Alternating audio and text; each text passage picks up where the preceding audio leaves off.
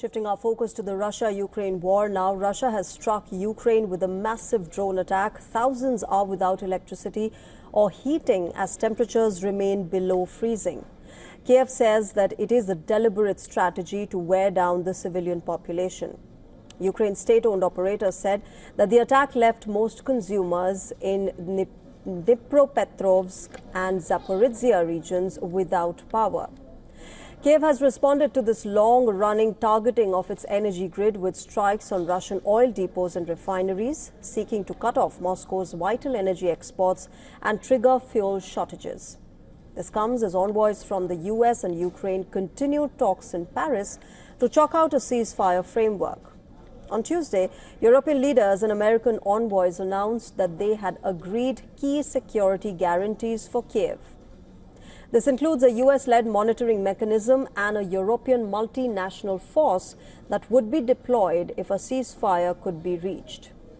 But Ukrainian President Zelensky on Wednesday said that he has received no unequivocal answer from European allies about how they would defend Ukraine in the event Russia attacked again. Asked whether he could be sure that his European allies would step in the event of a new Russian aggression, Zelensky said that he could not answer until Kiev had concrete and legal security guarantees. Zelensky also said that Ukraine has met all of its obligations in peace talks and insisted that no additional or excessive demands should be placed on the country. During a visit to Nicosia, marking the start of Cyprus's presidency of the EU Council, he called for tougher sanctions on Moscow and urged Cyprus to advance Ukraine's EU membership negotiations. We need a practical mechanism that will allow these funds to truly help Ukraine. This mechanism must be designed not to create problems, of course, but to reduce the challenges we already face. And we are doing everything required on our side in the negotiation process.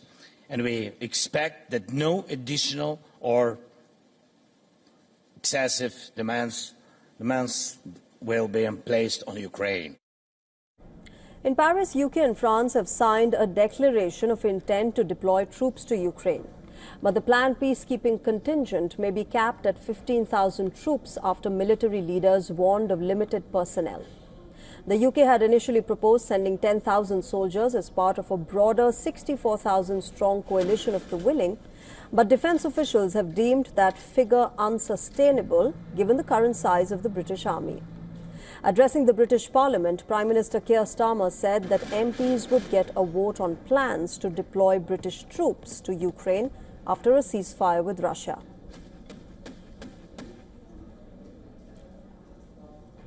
Along with President Macron and President Zelensky, we agreed a declaration of intent on the deployment of forces in the event of a peace deal.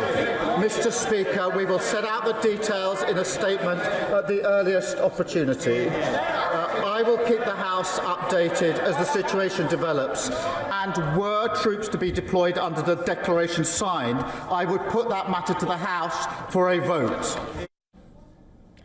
Meanwhile, American President Trump has officially greenlit a bipartisan sanctions bill designed to economically paralyze Russia and punish major nations that continue to finance Moscow's war effort. This bill, heralded by Senator Lindsey Graham, would require the United States to impose a 500% tariff on all goods imported from any country that purchases Russian oil, petroleum products or uranium.